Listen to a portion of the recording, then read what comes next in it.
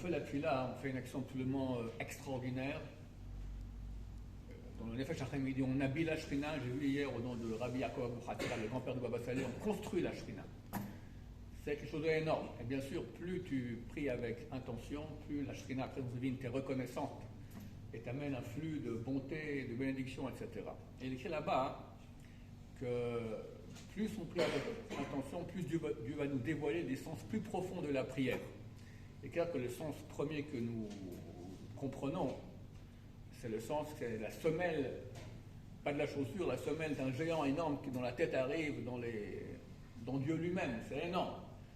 Les écrits de mystiques juifs parlent des intentions kabbalistiques qu'il faut avoir quand on fait la prière. C'est des pages et des pages et des pages, et ça, c'est que un peu plus que la semelle. C'est rien, c'est l'extériorité de ces intentions. Ça va très très haut. Le Ben Ishraï nous donne quelques petits miettes comme ça. Il y a une miette intéressante qui nous dit, quand on est dans la deuxième bénédiction de la Mida, que Dieu ressuscite les morts. Alors c'est quoi les morts? Alors il y a les morts que nous on comprend, quelqu'un qui est mort, mais en fait, la Kabbalah explique que quand quelqu'un il change de monde, ça s'appelle mort. Par exemple, le premier homme, il était au paradis, et lui a dit, si tu manges du fruit de la connaissance du bien et du mal, tu vas mourir. Il a mangé. On ne voit pas qu'il est mort. Il est mort, parce qu'il a quitté le paradis, il est ici sur terre.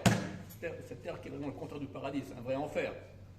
Pas longtemps encore, dans Hashem Machar, il arrive, et on reprend, le paradis sera ici très très bientôt. Ça s'appelle une mort.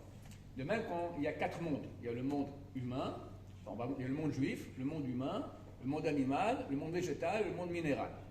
Quelqu'un, à cause de ses péchés, peut aller en Gilgoul, en réincarnation, être incarné, soit dans un non-juif, soit dans un animal pur, soit impur, soit dans un végétal, soit dans un minéral.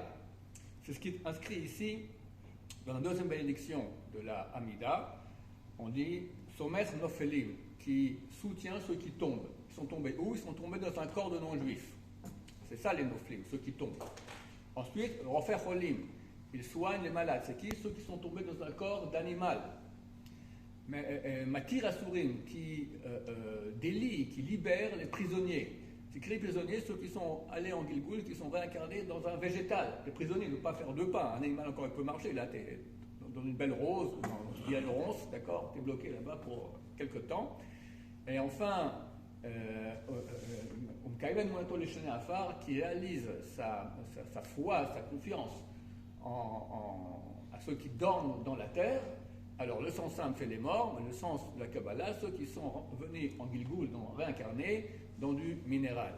Donc on loue, et comment on fait après? On dit Melech Nimit, on loue Hachem qui est un roi qui tue, il fait tomber du monde, c'est pas ça, c'est pas lui qui a voulu, c'est l'homme qui a fait des choses qui ne sont pas bonnes, donc il descend là-bas. Ou Mechaye, Dieu le fait revivre, ou Matzmach Yeshua, et fait naître, fait pousser la rédemption. Comme cela, tout le monde va revenir à l'état initial sans aucun péché, propre vers Hachem, très proche de Dieu. Baruch Adonai, l'olam, amen, amen.